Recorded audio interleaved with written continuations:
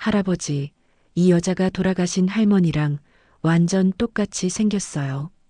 젊은 여자의 비명 같은 목소리에 저는 고개를 들었습니다. 백화점 앞 계단에 쪼그려 앉아 있던 제 얼굴을 본 그 여자가 손으로 입을 막고 뒤로 물러섰어요.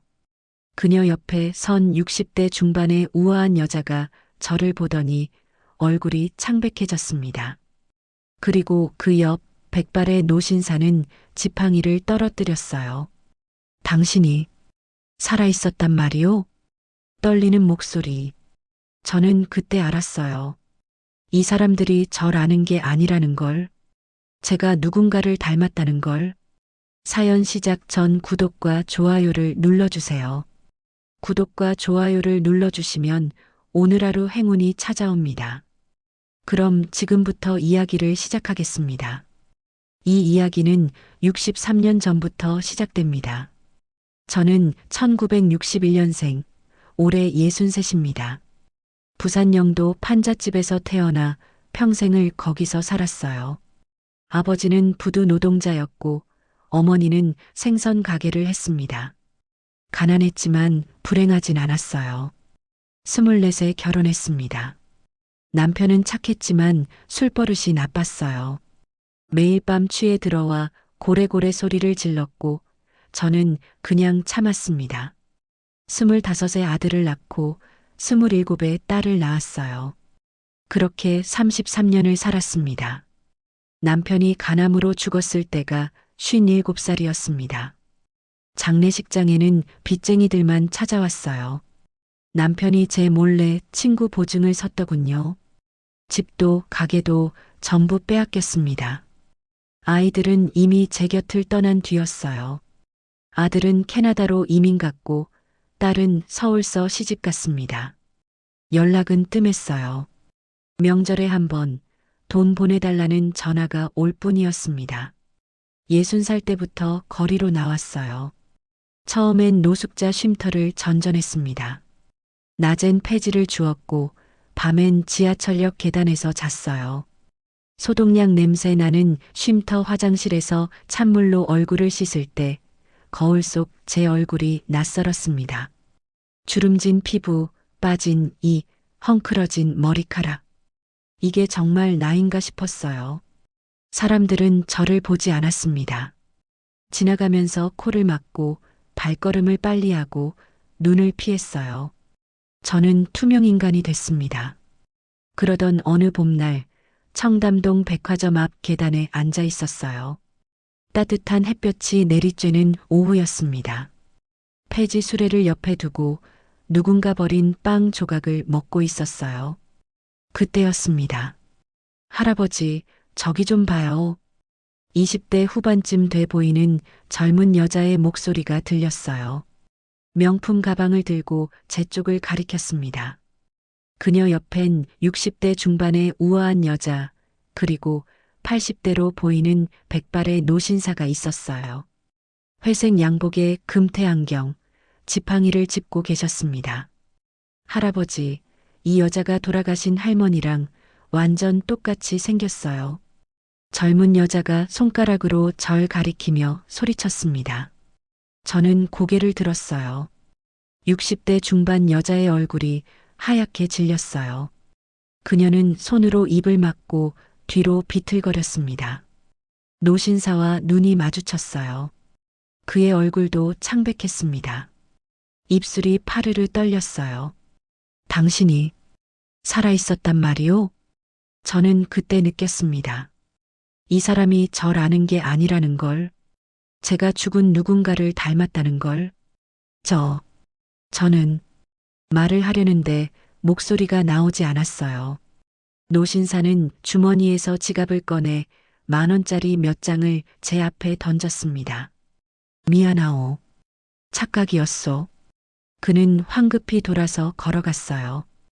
60대 여자도 고개를 숙인 채 그를 따라갔습니다. 젊은 여자만 잠깐 멈춰서 중얼거렸어요. 에이, 그냥 닮은 사람이네. 역겨워 죽겠네. 그들이 사라진 뒤 저는 바닥에 떨어진 10,000원짜리를 주었습니다. 손이 떨렸어요. 그 노신사의 눈빛이 자꾸 떠올랐습니다. 공포, 놀람, 그리고 죄책감. 그날 밤 쉼터 침대에 누워서도 잠이 오지 않았어요. 저는 대체 누구를 닮은 걸까요? 왜 그 사람은 저를 보고 저렇게 놀란 걸까요? 그리고 무엇보다 왜 제 가슴은 이렇게 두근거리는 걸까요? 그 일이 있고 나서 일주일이 지났습니다. 저는 매일 같은 자리로 돌아갔어요. 청담동 백화점 앞 계단. 그 노신사가 다시 나타날 것 같았습니다. 왜 그랬는지는 저도 몰라요.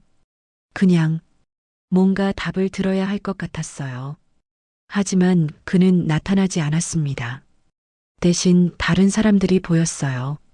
그 계단을 오르내리는 사람들, 명품 쇼핑백을 든 여자들, 양복 입은 남자들, 손잡고 웃는 연인들.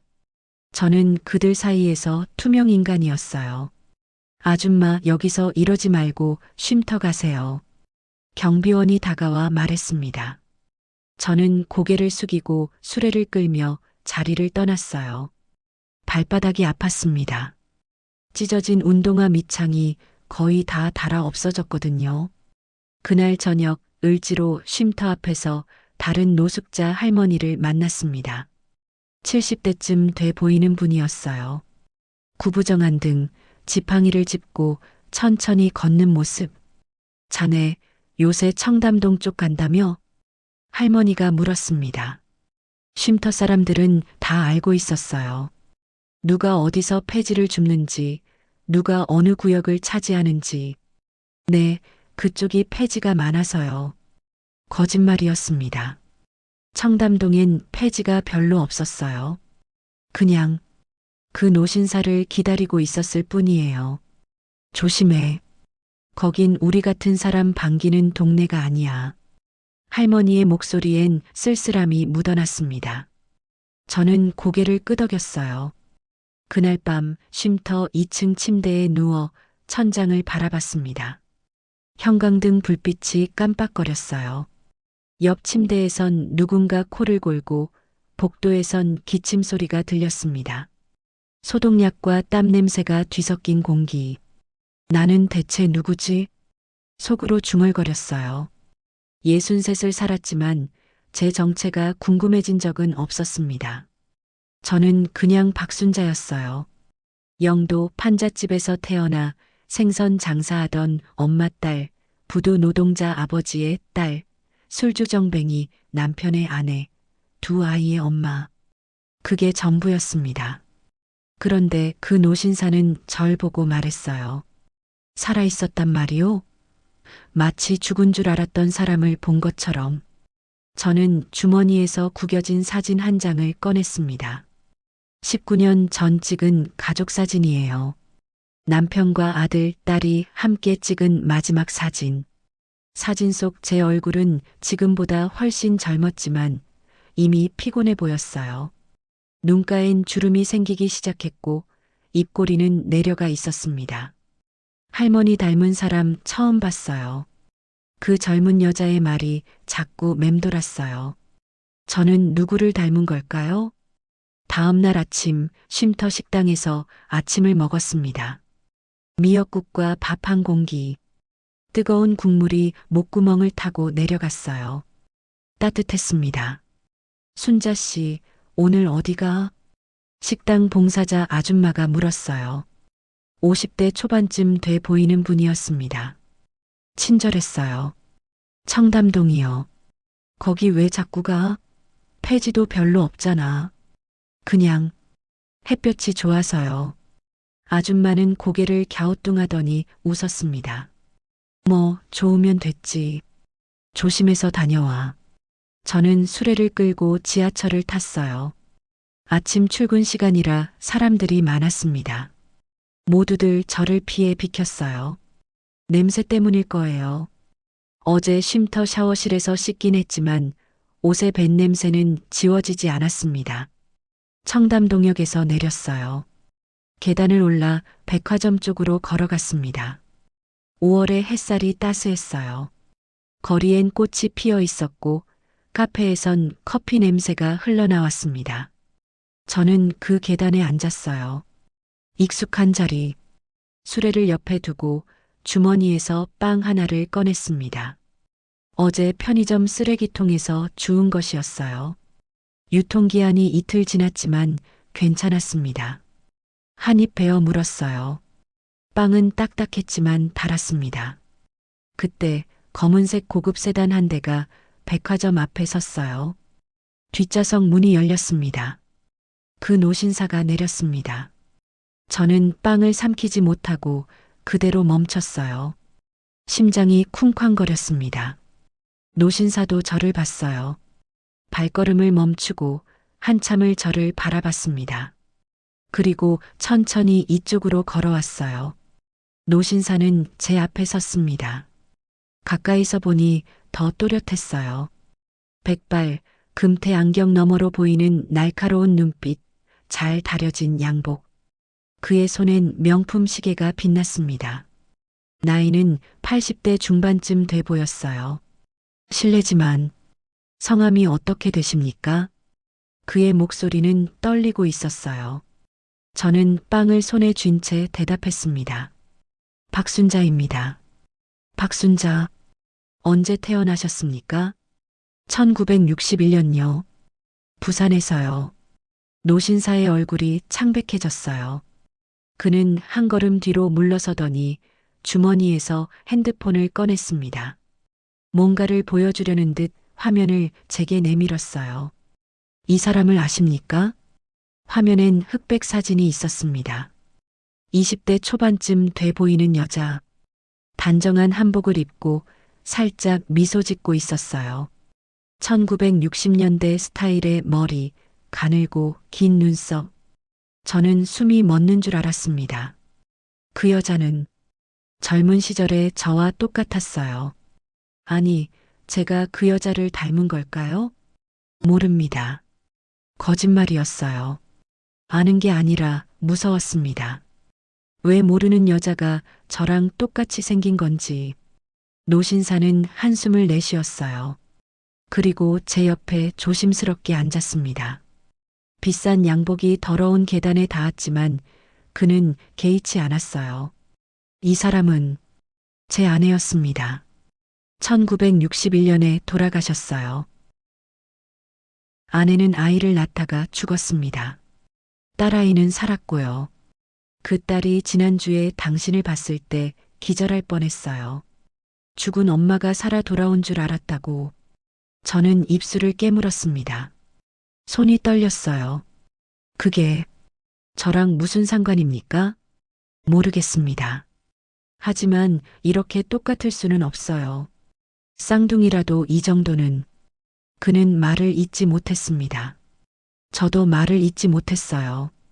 바람이 불었어요.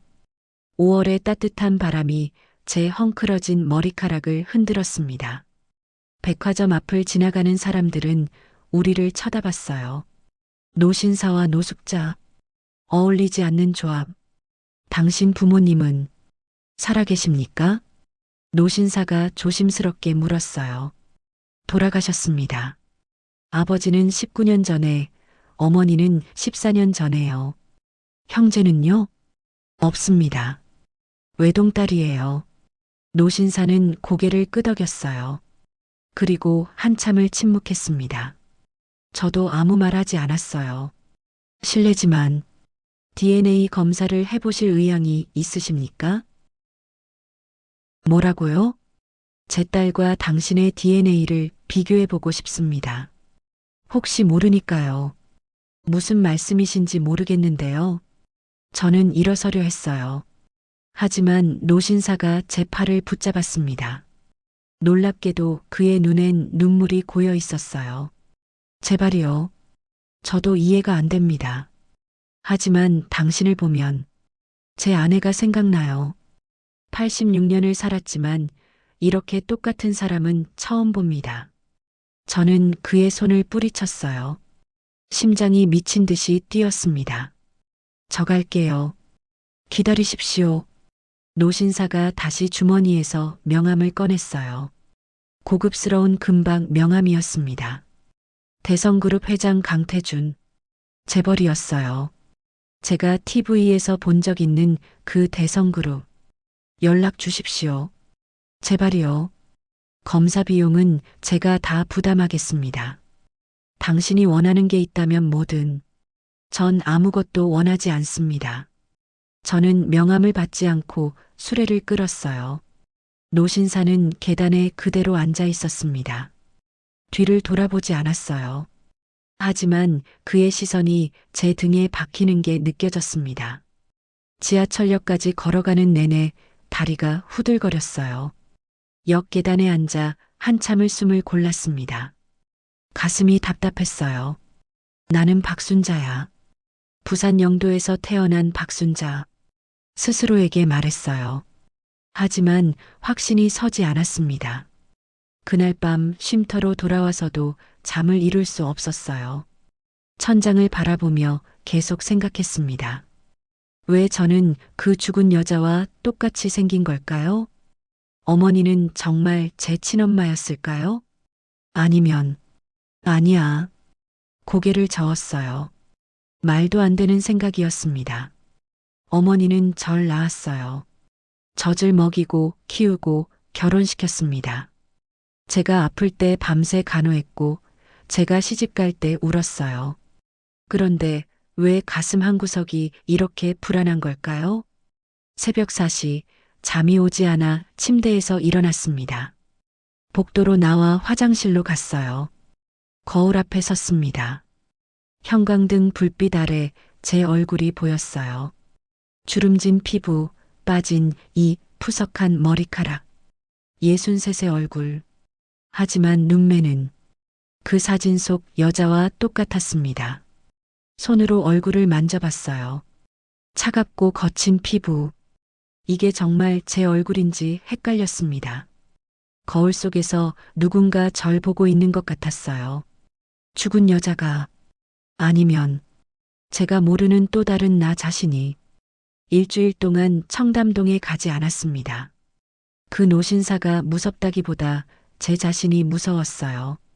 거울을 볼 때마다 그 사진 속 여자가 떠올랐습니다. 똑같은 눈매, 똑같은 입모양. 순자 씨, 요새 안 좋아 보이는데?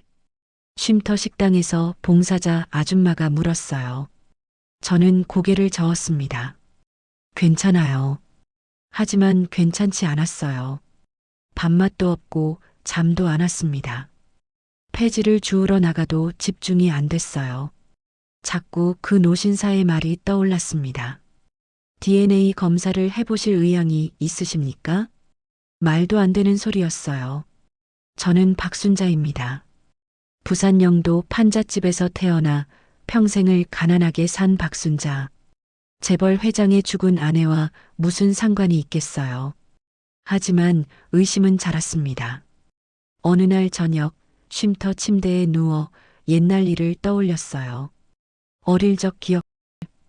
어머니와 함께 생선 손질하던 일, 아버지가 술 취해 들어오던 일, 좁은 방에서 이불 하나 덮고 자던 일. 그런데 이상했어요. 아주 어릴 때 기억이 흐릿했습니다. 5살 이전 기억이 거의 없었어요. 보통 사람들은 3살, 4살 때 기억도 있다는데 어머니, 중얼거렸어요. 돌아가신 어머니 얼굴이 떠올랐습니다. 주름 가득한 얼굴, 거친 손, 생선 비린내. 저를 낳고 키운 사람. 하지만 닮지 않았어요. 어머니는 키가 작고 둥글둥글한 얼굴이었는데 저는 키가 크고 얼굴이 갸름했습니다. 아버지도 마찬가지였어요.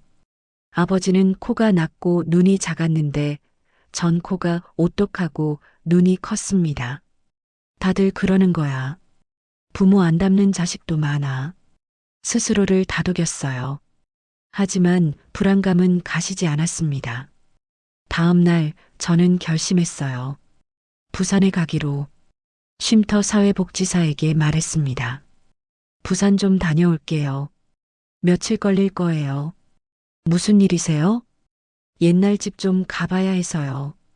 복지사는 고개를 끄덕였어요. 그리고 교통비로 3만 원을 건넸습니다. 조심해서 다녀오세요. 서울역에서 KTX를 탈 돈은 없었어요. 무궁화호 야간열차표를 샀습니다. 딱딱한 좌석에 앉아 창밖을 봤어요. 어둠 속을 달리는 기차, 불빛들이 스쳐 지나갔습니다. 부산역에 도착한 건 새벽 5시였어요. 차가운 공기가 얼굴을 스쳤습니다. 바다 냄새가 났어요. 오랜만에 맡는 냄새. 영도까지 걸어갔습니다. 다리를 건너며 옛 생각이 났어요. 어릴 때 이 다리를 매일 건넜습니다. 학교 갈 때, 시장 갈 때, 친구 집 갈 때, 판잣집이 있던 자리에 도착했어요. 하지만 그곳엔 아파트가 서 있었습니다. 새로 지은 20층짜리 아파트. 옛날 골목도 판잣집도 다 사라졌어요. 이제 여긴 다 재개발됐어요. 지나가던 동네 아주머니가 말했습니다. 60대쯤 돼 보였어요. 혹시 여기 옛날에 살던 박씨 성 쓰는 사람들 아세요? 생선 장사하던 박씨? 글쎄요. 워낙 오래전 일이라 다들 이사 갔어요. 아주머니는 고개를 저으며 가버렸어요. 저는 한참을 그 자리에 서 있었습니다. 차가운 바람이 불었어요. 바다에서 불어오는 바람. 짠내가 났습니다. 어릴 적 집이 있던 자리를 응시했어요. 지금은 아파트 놀이터가 된 그곳. 저기 어딘가에 제 과거가 묻혀 있었습니다. 진짜 여기서 태어난 게 맞나? 스스로에게 물었어요. 답은 나오지 않았습니다.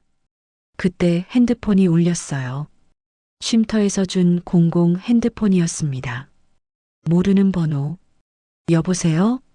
박순자 씨십니까? 남자 목소리. 강태준 회장이었어요. 어떻게 이 번호를? 쉼터에 연락해서 받았습니다. 실례가 된다면 죄송합니다. 저는 말없이 서 있었어요. 어디 계십니까? 꼭 만나 뵙고 싶습니다. 부산이에요. 부산? 제가 태어난 곳이요. 확인하러 왔어요. 무엇을 확인하러요? 제가 정말 여기서 태어난 게 맞는지요. 전화기 너머로 긴 침묵이 흘렀습니다. 바람 소리만 들렸어요. 제가 그쪽으로 가겠습니다. 안 됩니다. 박순자 씨, 제발이요. 저도 알아야겠어요. 당신이 누군지. 전 박순자예요. 그냥 노숙자 박순자. 아닙니다. 강태준의 목소리는 확신에 차 있었어요. 당신은 제 아내 강소영과 뭔가 연결되어 있습니다. 확신합니다. 저는 전화를 끊고 싶었어요. 하지만 손이 떨려서 버튼을 누를 수가 없었습니다. 주소 보내주십시오. 오늘 저녁까지 갈 수 있습니다. 제발이요. 당신도 진실이 궁금하지 않습니까? 궁금했어요. 무서웠지만 궁금했습니다. 영도구 청학동입니다. 옛날 제 집이 있던 곳이에요. 알겠습니다. 저녁 6시에 뵙겠습니다. 전화가 끊어졌어요. 저는 바다가 보이는 벤치에 앉았습니다. 파도 소리가 들렸어요. 갈매기가 울었습니다. 63을 살면서 한 번도 제 정체를 의심한 적 없었어요. 그런데 지금 모든 게 흔들리고 있었습니다. 나는 누구일까요? 정말 박순자일까요? 아니면 다른 누군가일까요? 저녁 6시 강태준 회장이 도착했습니다. 검은색 고급 세단이 좁은 골목에 섰어요. 이 동네엔 어울리지 않는 차였습니다. 지나가던 사람들이 쳐다봤어요. 뒷좌석에서 강태준이 내렸습니다. 양복 대신 편한 옷차림이었지만 여전히 품격이 느껴졌어요. 그의 뒤로 30대 남자가 하나 더 내렸습니다. 이쪽은 제 변호사입니다. 송 변호사님. 변호사는 서류 가방을 들고 있었어요. 저는 벤치에서 일어났습니다. 여기서 얘기할까요? 강태준이 주변을 둘러봤어요. 동네 사람들이 힐끔힐끔 쳐다보고 있었습니다. 차 안으로 가시죠. 저는 고개를 끄덕이고 차에 탔어요. 생전 처음 타보는 고급 차였습니다. 가죽 시트가 부드러웠어요. 차 안에선 은은한 향수 냄새가 났습니다. 강태준이 제 옆에 앉았어요. 변호사는 조수석에 앉았습니다. 먼저 제가 조사한 내용부터 말씀드리겠습니다.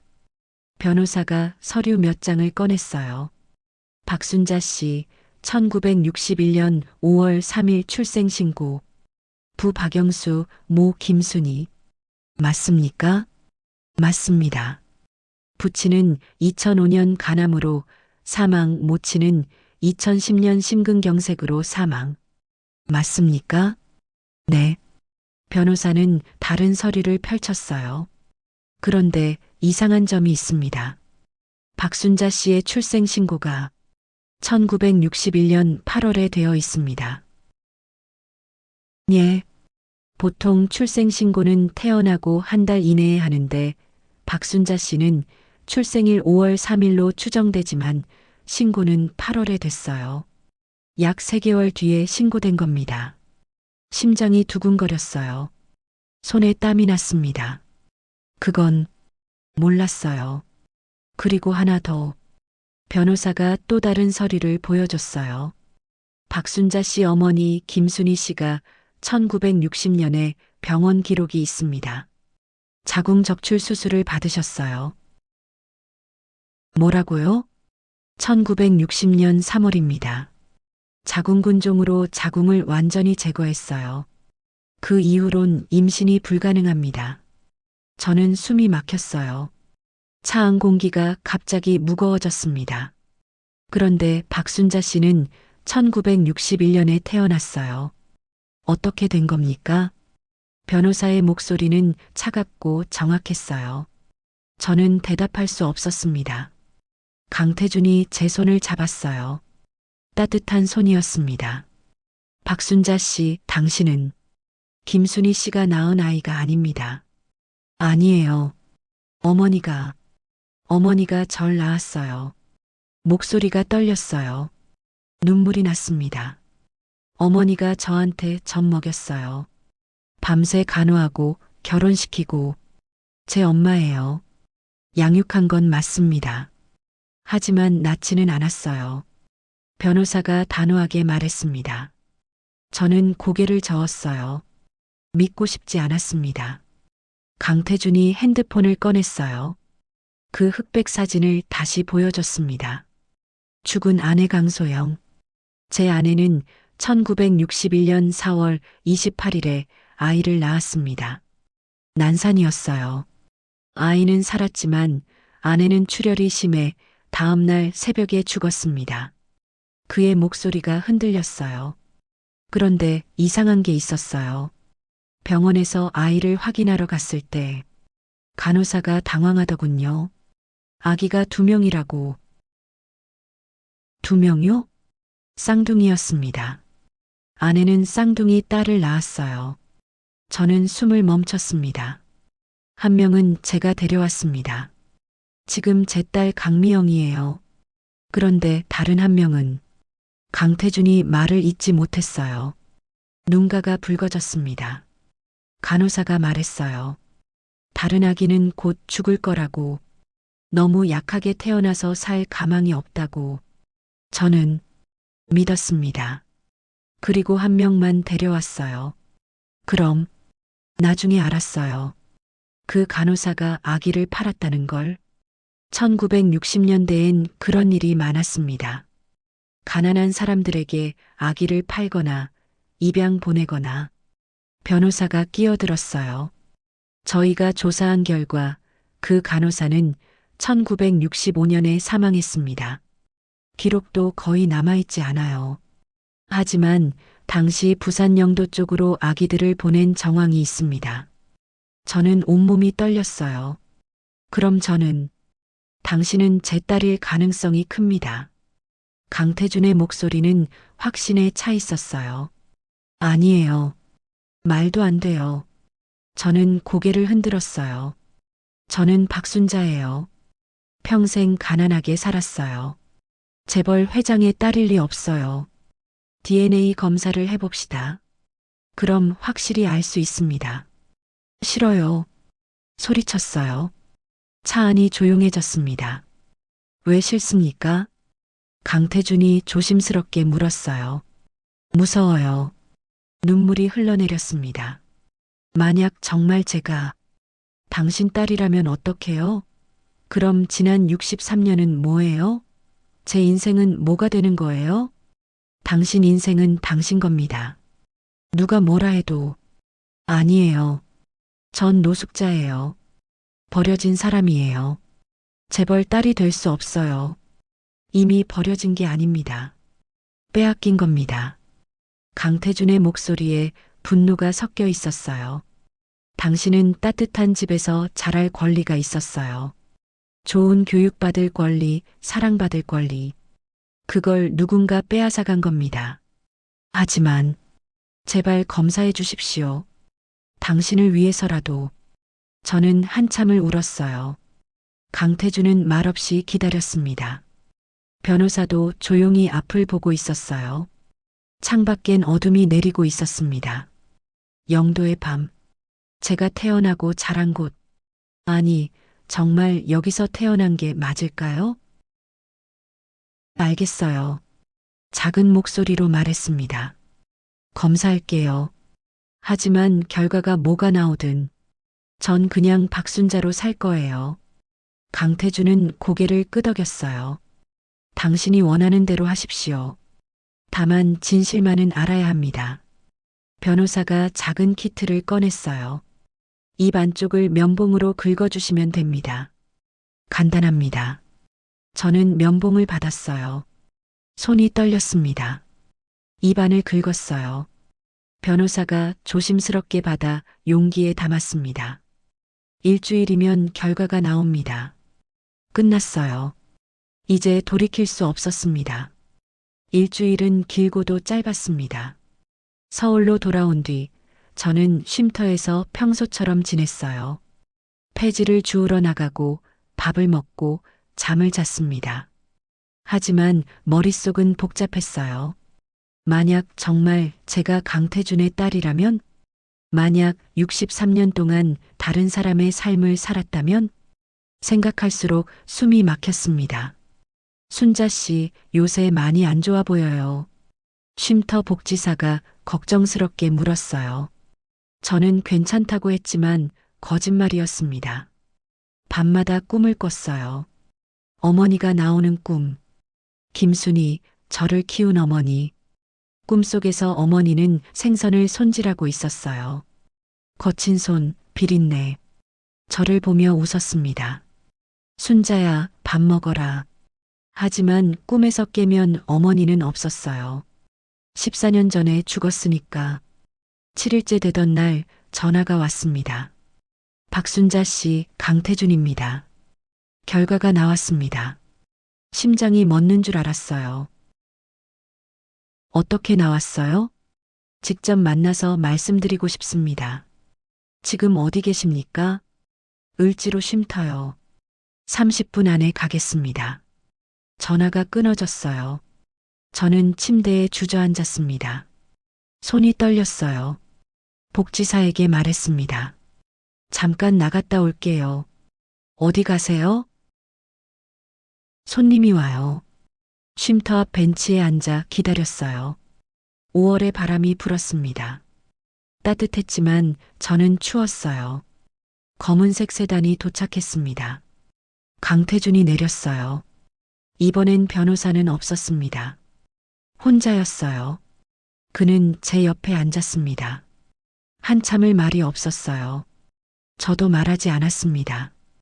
99.7%입니다. 강태준이 말했어요. 무슨 친자 확률 99.7%. 당신은 제 딸입니다. 세상이 멈췄어요. 귀에서 웅웅거리는 소리가 났습니다. 눈앞이 흐려졌어요. 그럴 리, 미안합니다. 강태준의 목소리가 떨렸어요. 63년 동안 당신을 찾지 못해서 미안합니다. 저는 아무 말도 할 수 없었어요.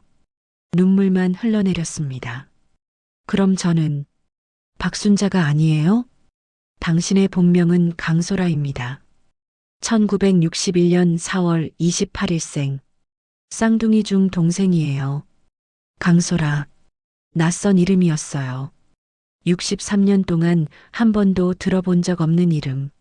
언니가 있다고요? 강미영입니다. 지금 38살 아들이 하나 있고 대성그룹 이사로 일하고 있어요. 저보다 먼저 태어났군요. 5분 차이입니다. 5분. 5분 차이로 한 명은 재벌가에서 자랐고 한 명은 판잣집에서 자랐어요. 5분 차이로 한 명은 대학을 나왔고 한 명은 초등학교도 제대로 못 다녔습니다. 5분 차이로 한 명은 따뜻한 집에서 살았고 한 명은 거리에서 죽어가고 있었어요. 미영이가 만나고 싶어 합니다. 싫어요. 즉각 대답했어요. 왜죠? 부끄러워요. 이런 모습으로 어떻게 만나요? 당신 잘못이 아닙니다. 알아요. 하지만 그래도 부끄러워요.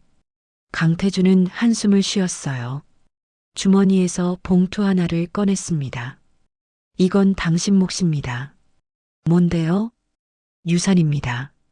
제 아내, 당신 어머니 강소영이 남긴 재산이에요. 원래 미영이가 다 받았는데 이제 당신과 나눠야 합니다. 봉투를 열지 않았어요. 무서웠습니다. 얼마예요? 200억입니다. 숨이 멎었어요. 200억. 평생 본 적도 없는 돈. 상상도 할 수 없는 금액. 못 받아요. 왜죠? 제 돈이 아니에요. 당신 돈입니다.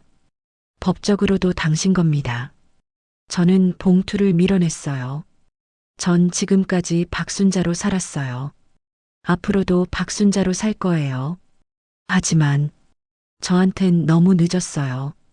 63년이 지났어요. 이제 와서 재벌 딸이 될 순 없어요. 강태준의 얼굴이 일그러졌어요. 눈에 눈물이 고였습니다. 미안합니다. 정말 미안합니다. 그가 울었어요. 86세 노인이, 재벌 회장이 제 앞에서 소리 없이 울었습니다. 당신을 찾았어야 했어요. 간호사 말을 믿지 말았어야 했어요. 제가 버렸습니다. 당신 잘못이 아니에요. 제가 오히려 그를 위로했어요. 몰랐잖아요. 아무도 몰랐어요. 하지만 당신은 거리에서 살아있어요. 아직 살아있잖아요. 그 말을 하고 나서야 깨달았어요. 저는 아직 살아있었습니다. 노숙자로 버려진 사람으로 하지만 살아있었어요. 집으로 가십시다. 제대로 된 집에서 사세요. 싫어요. 왜죠? 무서워요. 그 세계가.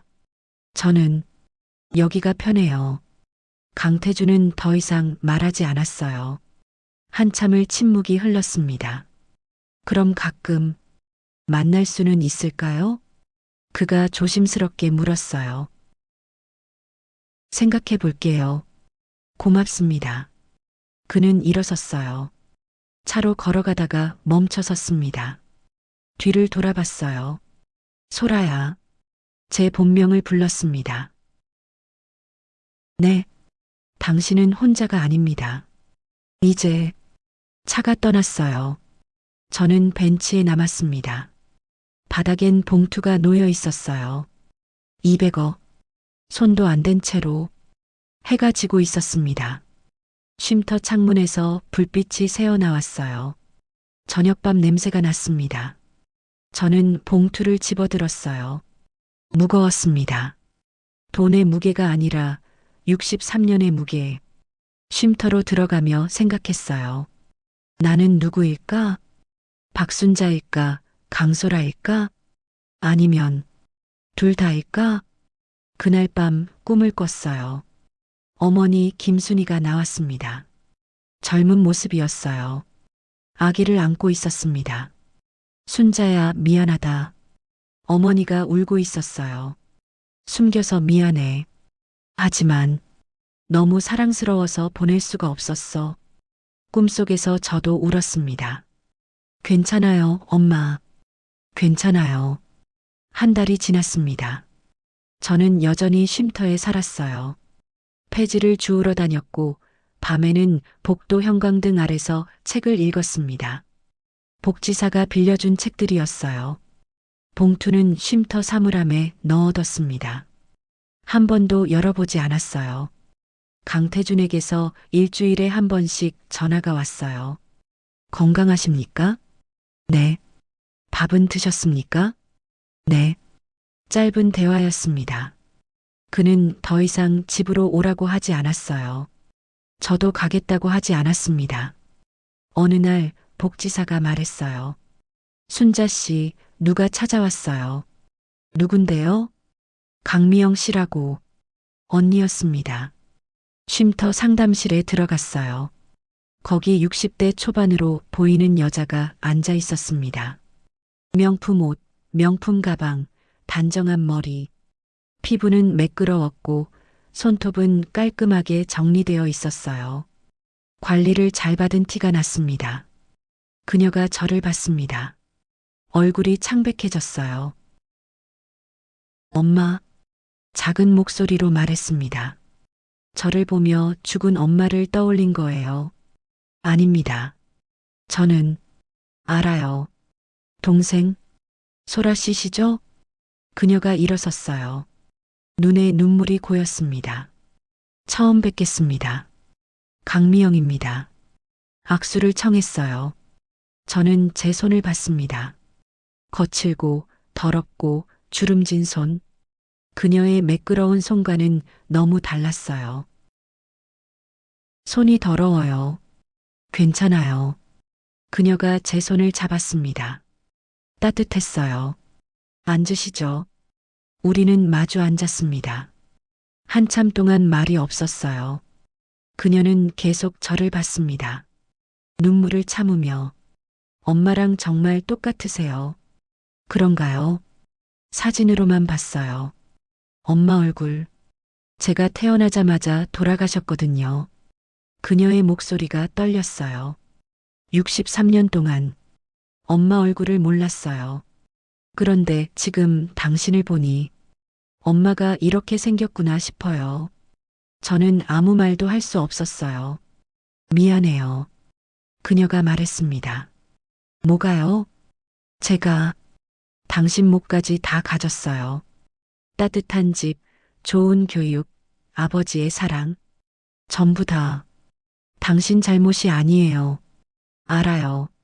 하지만 그래도 미안해요. 그녀가 가방에서 앨범을 꺼냈어요. 오래된 가족 앨범이었습니다. 보여드리고 싶어요.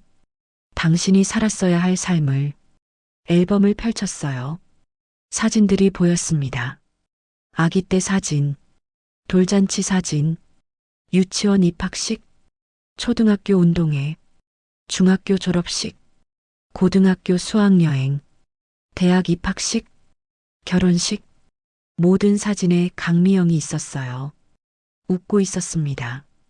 행복해 보였어요. 그리고 옆엔 항상 강태준이 있었습니다. 딸을 안고 손을 잡고 함께 웃고 있었어요. 이게 제가 살았어야 할 삶이군요. 목소리가 잠겼어요. 미안해요. 보여드리지 말았어야 했나? 아니요. 괜찮아요. 앨범을 덮었습니다. 더 이상 볼 수 없었어요. 소라 씨, 집으로 오세요. 아버지가 기다리고 계세요. 못 가요. 왜요? 적응 못 할 거예요. 63년 동안 다른 세상에서 살았는걸요. 천천히 하면 돼요. 우리가 도와드릴게요. 고개를 저었어요. 고마워요. 하지만 전 여기가 편해요. 이게 제 삶이에요. 강미영의 눈에서 눈물이 흘렀어요. 그럼 가끔 만날 수는 있을까요? 언니로서. 언니. 그 단어가 가슴을 찔렀습니다. 평생 외동으로 살았는데 이제 언니가 생긴 거예요. 생각해 볼게요. 그녀는 가방에서 봉투를 하나 더 꺼냈어요. 이건 제 몫에서 드리는 거예요. 유산 말고 제 개인 돈이에요. 필요 없어요. 받아주세요. 제발. 그래야 제 마음이 편해요. 저는 봉투를 받지 않았어요. 강미영은 탁자 위에 놓고 일어섰습니다. 연락 주세요. 제 번호 여기 적어뒀어요. 그녀가 나갔어요. 복도로 사라지는 뒷모습을 봤습니다. 고급스러운 코트, 똑딱거리는 하이힐 소리. 63년 차이가 보였습니다. 그날 밤 2개의 봉투를 앞에 놓고 앉았어요. 아버지가 준 것, 언니가 준 것. 열어보지 않았습니다. 대신 옛날 사진을 꺼냈어요. 19년 전 가족 사진. 남편, 아들, 딸과 함께 찍은. 사진 속 저는 웃고 있지 않았어요. 피곤한 얼굴이었습니다. 하지만 그게 제 삶이었어요. 진짜 제 삶. 나는 박순자야.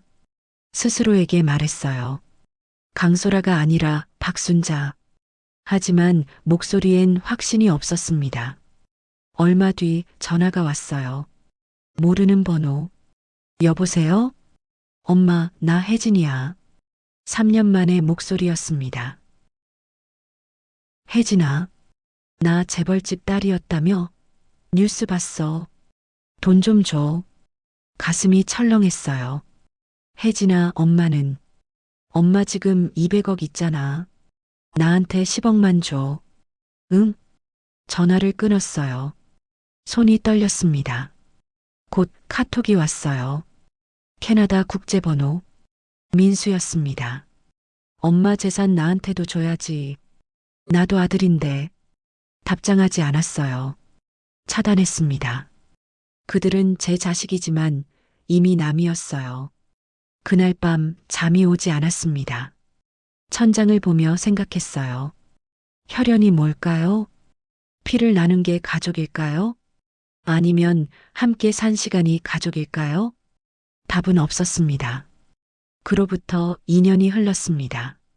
저는 여전히 쉼터에 살고 있어요. 하지만 달라진 게 있습니다. 이제 폐지를 줍지 않아요. 쉼터에서 일을 돕고 있거든요. 설거지하고 청소하고 새로 들어오는 노숙자들 안내하는 일. 봉투 2개는 은행에 맡겼어요. 건드리지 않았습니다. 그냥 거기 있다는 사실만으로 마음이 조금 편했어요. 강태주는 한 달에 한 번 찾아옵니다. 쉼터 근처 조용한 카페에서 만나요. 커피를 마시며 이런저런 얘기를 해요. 날씨, 건강, 뉴스. 아버지와 딸의 대화는 아니었어요. 그냥 아는 사람 사이의 대화.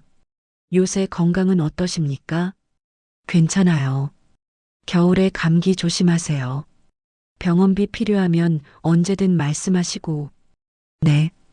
그는 더 이상 집으로 오라고 하지 않았어요. 저도 가겠다고 하지 않았습니다. 강미영도 가끔 만나요. 2-3개월에 한 번쯤. 백화점 근처 식당에서 밥을 먹어요. 그녀는 항상 비싼 음식을 주문했지만 저는 입맛이 없었습니다. 동생, 혹시 필요한 거 없어요? 없어요. 겨울옷이라도. 괜찮아요. 우리는 어색했어요. 쌍둥이라지만 63년을 다르게 살았으니까요. 그녀의 아들도 한 번 봤어요. 조카. 정장을 입고 공손하게 인사했습니다. 이모님, 처음 뵙겠습니다. 이모라는 말이 이상했어요. 저는 이모가 맞지만 실감이 안 났습니다. 응, 반갑다. 조카는 당황한 듯 했지만 고개를 끄덕였어요. 그날 이후로 가족 모임엔 나가지 않았습니다. 제 딸 혜진이도 연락이 왔어요. 3년 만에 처음이었습니다. 엄마, 나 혜진이야. 재벌집 딸이었다며? 돈 좀 줘. 전화를 끊었어요. 다시는 받지 않았습니다. 아들 민수에게서도 카톡이 왔어요. 캐나다에서. 엄마 재산 나한테도 줘야지. 답장하지 않았습니다. 차단했어요. 그들은 제 자식이지만 이미 남이었어요. 어느 가을날 쉼터 옥상에 올라갔습니다. 서울 하늘이 보였어요. 회색빛 하늘, 빌딩들, 멀리 보이는 산. 핸드폰을 꺼내 사진을 찍었어요. 강태준이 사준 스마트폰이었습니다. 처음엔 거부했지만 끝내 받았어요. 사진을 찍고 들여다봤습니다. 화면엔 제 얼굴이 비쳤어요. 65의 얼굴. 주름이 더 깊어졌고 머리는 더 휘어졌습니다. 하지만 눈빛은 예전과 달랐어요. 조금 더 밝았습니다. 나는 박순자야. 중얼거렸어요. 박순자이자 강소라. 둘 다였어요. 둘 다 저였습니다. 63년을 박순자로 살았어요. 가난하게, 힘들게, 버려진 사람으로. 하지만 저는 강소라이기도 했어요. 재벌 회장의 딸, 쌍둥이 동생, 살아남은 아이. 어떻게 살았어야 했을까? 하늘에 물었어요. 답은 없었습니다. 어쩌면 답은 없는 게 맞아요. 인생엔 정답이 없으니까. 저는 제가 선택한 대로 살았어요. 쉼터에 남기로, 박순자로 살기로. 후회하느냐고요? 글쎄요. 잘 모르겠어요. 때로는 후회했어요. 만약 처음부터 강태준 집에서 자랐다면 따뜻한 밥을 먹고 좋은 학교를 다니고 사랑받으며 살았다면. 하지만 그럼 지금의 저는 없었을 거예요. 박순자는 사라지고 강소라만 남았겠죠. 저는 박순자를 버릴 수 없었어요. 63년이 너무 길었으니까요. 오늘 아침 강태준에게서 문자가 왔어요. 딸 생일 축하합니다. 65세. 건강하세요. 65세. 1961년생이니까 맞아요. 답장을 보냈어요. 감사합니다. 아버지도 건강하세요. 처음으로 아버지라고 불렀습니다. 화면을 보며 웃었어요. 눈물이 났습니다. 쉼터 식당으로 내려갔어요. 오늘 메뉴는 미역국이었습니다. 생일이라 복지사가 특별히 끓여줬어요. 순자 씨 생일이래요. 다들 축하해 주세요. 다른 노숙자들이 박수쳤어요. 할머니들, 할아버지들. 저처럼 버려진 사람들. 축하해요, 순자 씨. 오래오래 사세요. 미역국을 한 숟가락 떠먹었어요. 따뜻했습니다. 짜지도 싱겁지도 않았어요. 창밖으로 햇살이 들어왔어요. 가을 햇살. 따스했습니다. 저는 살아있었어요. 박순자로, 강소라로, 둘 다로.